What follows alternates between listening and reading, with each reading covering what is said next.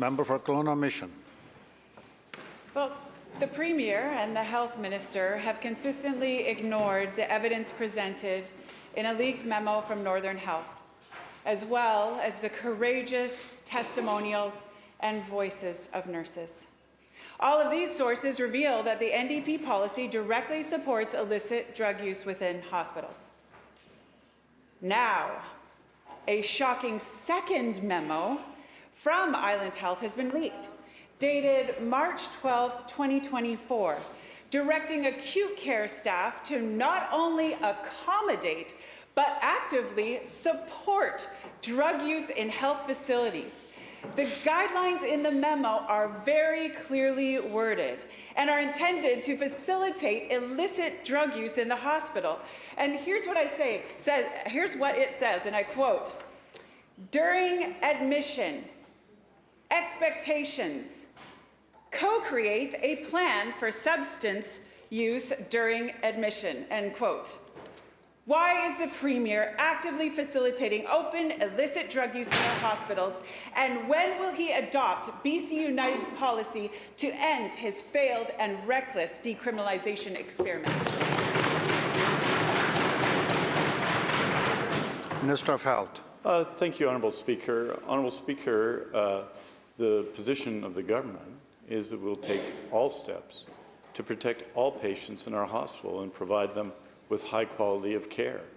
In order to support that, Honourable Speaker, there will be one policy across British Columbia that lays out the expectations for everyone involved very clearly.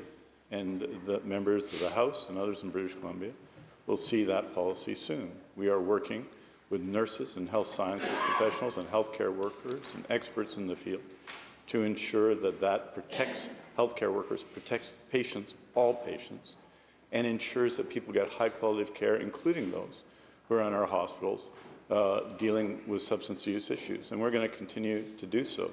Part of that process, surely, is to engage with all patients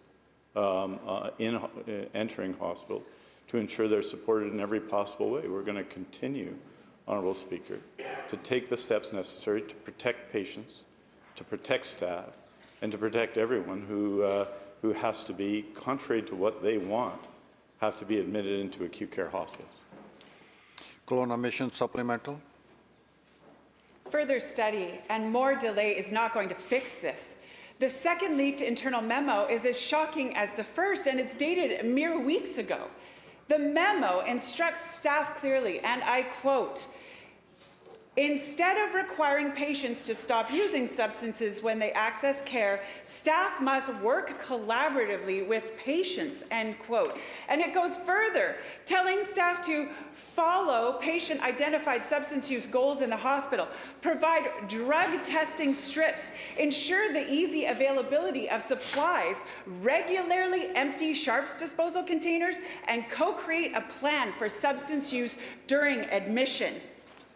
This memo directly contradicts the Premier and the Health Minister's denials and exposes their claims as false. Why is the Premier refusing to even admit the truth? And will he finally adopt BC United's policy to end his disastrous decriminalization experiment? Minister of Health. Honourable Speaker, we're very clear, and we're very clear now, that we need to act in hospitals in the interests of everybody. Everyone who goes to a hospital deserves the highest quality of care. Everybody who goes to a hospital needs to leave hospital healthier than they went in. Everybody needs to be protected. That includes people who are in a hospital with no substance use issues at all, with very serious other concerns which you have to be admitted to an acute care hospital. It means nurses and doctors and health sciences professionals and healthcare workers who work with all patients in our hospitals. Of course, Honourable Speaker, when people go into a hospital, we have to engage with them with the health issues that they face, Honourable Speaker. And staff will continue to do that, to provide the utmost possible care to everyone in our hospital. Let me be clear to everybody, Honourable Speaker, nobody should have to face secondhand smoke in our hospital. That's not allowed. It won't be allowed. It isn't allowed. And their interests need to be protected. Honourable Speaker. We have added very significant security staff. I know the opposition is against this, Honourable Speaker. 320 relational security staff, Honourable Speaker, because they have, they've expressed that view in the House, to support our healthcare workers at the request and recommendation of the BCNU and the HEU and others, and we'll continue to take those actions.